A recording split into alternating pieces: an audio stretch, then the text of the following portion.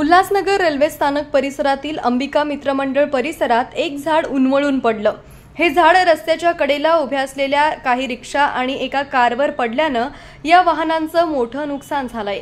याबाबतची माहिती मिळताच उल्हासनगर महापालिकेच्या अग्निशमन दलानं या ठिकाणी धाव घेत झाडाच्या फांद्या कापून बाजूला करण्याचं काम सुरू केलंय। उल्हासनगर महापालिकेकडून पावसाळ्यापूर्वी झाडांच्या फांद्या छाटल्या गेल्या नसल्यानंच हा प्रकार घडल्याचा स्थानिकांनी आरोप केलाय। एकमत न्यूज उल्हासनगर।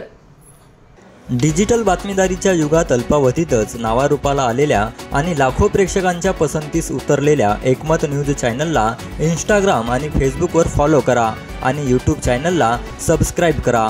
एकमत न्यूजशी संपर्क साधण्यासाठी 6384040404 या क्रमांकावर कॉल करा।